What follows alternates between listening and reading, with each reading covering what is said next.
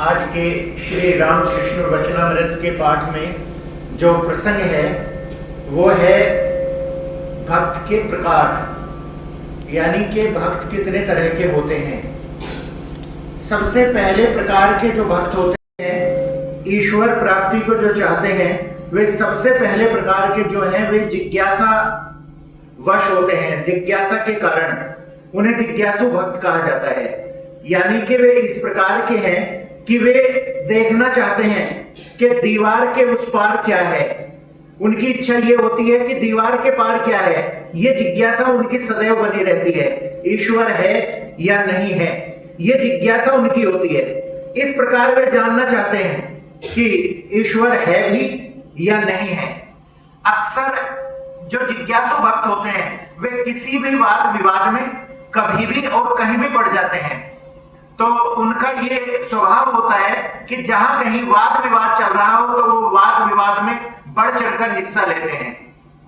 इस प्रकार के जिज्ञासु भक्त होते हैं। और दूसरे प्रकार के जो भक्त होते हैं वे एक बहुत छोटी घटना से, रामकृष्ण देव ने इस बात को समझाया है कि किस प्रकार से और किस तरह से भक्त होते हैं। मान लीजिए एक कमरा है और उसमें कोई व्यक्ति है, अंधेरा कमरा है, तो एक व्यक्ति है जो बाहर बाहर चक्कर लगा रहा है और देख रहा है कि अंदर कोई है या नहीं है। बस इतनी ही जिज्ञासा उसकी है। तो ये तो हो गया जिज्ञासा वाला, जिज्ञासु भक्त। एक दूसरे प्रकार का है जो अंदर जाएगा कमरे में और देखेगा कि कुछ है या नहीं, लेकिन पता उसको भी नहीं है कि अंदर कुछ है या नहीं, क्योंकि कमरे में अंधकार है।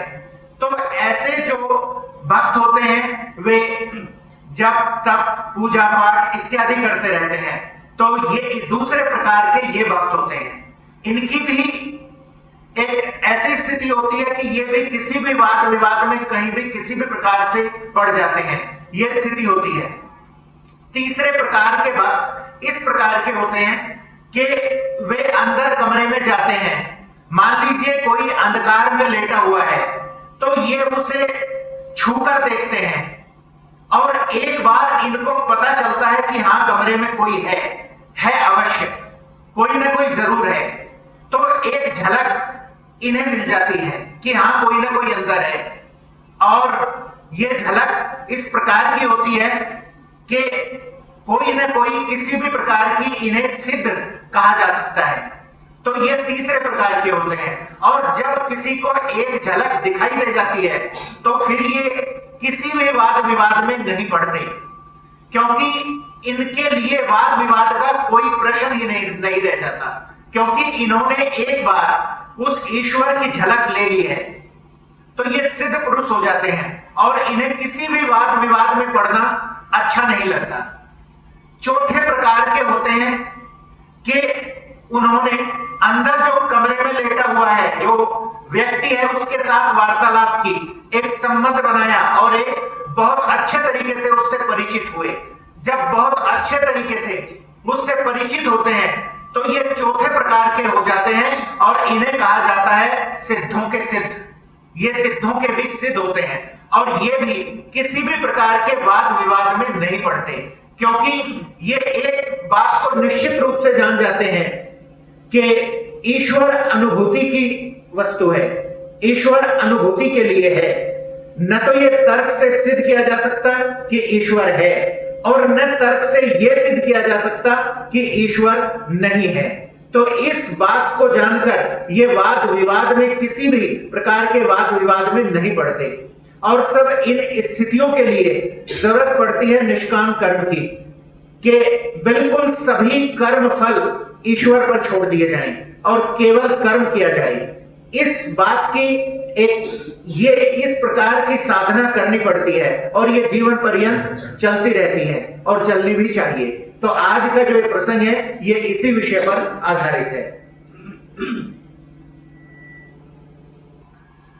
शाम हो गई, काली मंदिर, राधा कांत जी के मंदिर और अन्य कब्रों में बत्तियां जला दी गई। श्री रामकृष्ण अपनी छोटी खाट पर बैठे हुए जगन माता का स्मरण कर रहे हैं। तदनंतर वे ईश्वर का नाम जपने लगे। घर में धूनी दी गई है। एक और दिवट पर दिया जल रहा है। कुछ देर बाद शंख घंटा आदि बजने लगे। काली मंदिर में आरती होने लगी। तिथि शुक्ला दशमी है। चारों ओर चांदनी छिड़क रही है। आरती हो जाने पर कुछ अक्षण बाद श्री रामकृष्ण मणि के साथ अकेले अनेक विषयों पर बातें करने लगे। मणि फर्श पर बैठे हैं। कर्मण्येवाधिकारस्ते मा फलेषु कदाचन। श्री रामकृष्ण ने कहा, कर्म निष्काम करना चाहिए। ईश्वर चंद विद्यासागर जो कर्म करता है वे अच्छे हैं, वह निष्काम कर्म करने की चेष्टा करता है। मणि ने कहा, जी हाँ। अच्छा, जहां कर्म है वहां क्या ईश्वर मिलते हैं? राम और काम क्या एक ही साथ रहते हैं? हिंदी में मैंने पढ़ा है कि जहां काम तह राम नहीं, जहां राम नहीं काम। श्री रामकृष्ण ने कहा, कर्म सभी करते हैं, उनका नाम लेना कर्म है, सांस लेना और छोड़ना भी कर्म है। क्या मजाल है कि कोई कर्म छोड़ दे, इसलिए कर्म करना चाहिए, किंतु फल ईश्वर को समर्पित कर देना चाहिए। मणि ने कहा, तो क्या ऐसी चेष्टा की जा सकती है कि जिससे अधिक धन मिले? श्री रामकृष्ण ने कहा, हाँ, की जा सकती है, किंतु यदि विद्या का परिवार हो तो अधिक धन कमाने का प्रयत्न करो, परंतु सदुपाय से। उद्देश्य उपार्जन नहीं, ईश्वर की सेवा है। धन से यदि ईश्वर की सेवा होती है तो उस धन में दोष नहीं है। मणि ने कहा, घर वालों के प्रति कर्तव्य कब तक रहता है? श्री रामकृष्ण ने कहा, उन्हें भोजन वस्त्र का अभाव न हो। संतान जब स्वयं समर्थ होगी तब भार ग्रहण की आवश्यकता नहीं। चिड़ियों के बच्चे जब खुद चुगने लगते हैं तब माँ के पास यदि खाने के लिए आते हैं तो माँ चोंच मारती है। मणि ने कहा, कर्म कब तक करना होगा? श्री रामकृष्ण ने कहा, फल होने पर फूल नहीं रह जाता। ईश्वर लाभ हो जाने से कर्म नहीं करना पड़ता, मन भी नहीं लगता। ज्यादा शराब पी लेने से मत वाला होश नहीं संभाल सकता। दोअन्नी भर पीने से काम काज कर सकता है। ईश्वर की ओर जितना ही बढ़ोगे उतना ही वे कर्म घटाते रहेंगे। डरो मत। गृहस्थ की बहू के जब लड़का होने वाला होता है तब उसकी सास धीरे धीरे काम घटाती जाती है। 10वें महीने में काम छूने भी नहीं देती। लड़का होने पर वह उसी को लिए रहती है। जो कुछ कर्म है जहां वे समाप्त हो गए कि चिंता दूर हो गई। गृहिणी घर का सारा कामकाज समाप्त करके जब कहीं बाहर निकलती है तब जल्दी नहीं लौटती, बुलाने पर भी नहीं आती। मणि ने कहा, अच्छा, ईश्वर लाभ के क्या माने हैं? ईश्वर दर्शन किसे कहते हैं और किस तरह होते हैं? श्री रामकृष्ण ने कहा, वैष्णव कहते हैं कि ईश्वर मार्ग के पथिक 4 प्रकार के होते हैं, प्रवर्तक, साधक, सिद्ध और सिद्धों में सिद्ध। जो पहले ही पहल मार्ग पर आया है वह प्रवर्तक है। जो भजन, पूजन, जप, ध्यान, नाम, गुण कीर्तन आदि करता है वह साधक है। जिसे ईश्वर के अस्तित्व का अनुभव मात्र हुआ है वह सिद्ध है। उसकी वेदांत में एक उपमा है, वह यह है कि अंधेरे घर में बाबूजी सो रहे हैं, कोई टटोल कर उन्हें खोज रहा है। कोच पर हाथ जाता है तो वह मन ही मन कह उठता है, यह नहीं है। झरोखा छू जाता है तो भी कह उठता है, यह नहीं है। दरवाजे में हाथ लगता है तो यह भी नहीं है। नेति नेति नेति। अंत में जब बाबूजी की देह पर हाथ लगा तो कहा, ये बाबूजी ये है, अर्थात अस्थि का बोध हुआ। बाबूजी को प्राप्त तो किया परंतु भली भांति जान पहचान नहीं हुई। एक दर्जे के और लोग हैं जो सिद्धों में सिद्ध कहलाते हैं। बाबूजी के साथ यदि विशेष वार्तालाप हो तो वह एक और ही अवस्था है।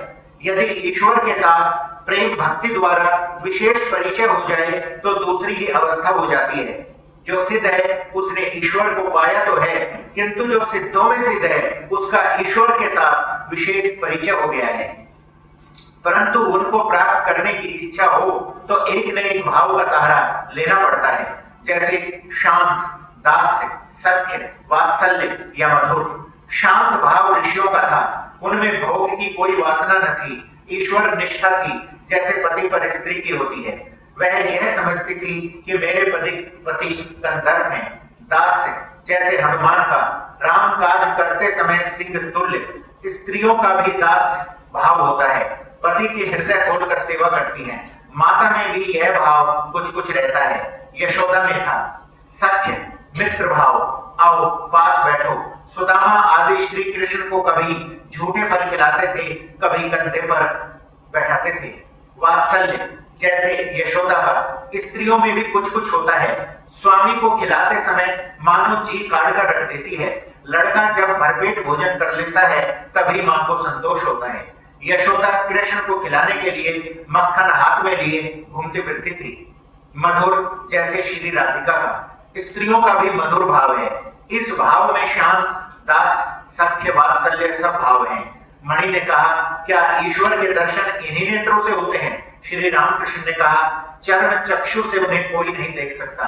साधना करते करते शरीर प्रेम का हो जाता है, आंखें प्रेम की, कान प्रेम के। उन्हीं आंखों से वे देख पड़ते हैं, उन्हीं कानों से उनकी वाणी सुन पड़ती है और प्रेम का लिंग और योनि भी होती है। यह सुनकर मणि खिलखिलाकर हंस पड़े। श्री रामकृष्ण जरा भी नाराज न होकर फिर कहने लगे। श्री रामकृष्ण ने कहा, इस प्रेम के शरीर में आत्मा के साथ रमण होता है। मणि फिर गंभीर हो गई। श्री रामकृष्ण ने कहा, ईश्वर को बिना खूब प्यार किए दर्शन नहीं होते। खूब प्यार करने से चारों ओर ईश्वर ही ईश्वर दिखते हैं। जिसे पीलिया हो जाता है उसे चारों ओर पीला दिखाई पड़ता है। तब मैं वही हूं यह बोध भी हो जाता है। मत वाले का नशा जब खूब चढ़ जाता है तब वह कहता है, मैं ही काली हूं। गोपियां प्रेमोन्मत्त होकर कहने लगी, मैं ही कृष्ण हूं। दिन रात उन्हीं की चिंता करने से चारों ओर वे ही देख पड़ते हैं। जैसे थोड़ी देर दीप शिखा की ओर ताकते रहो तो फिर चारों ओर सब कुछ शिखा में ही दिखाई देता है। धन्यवाद।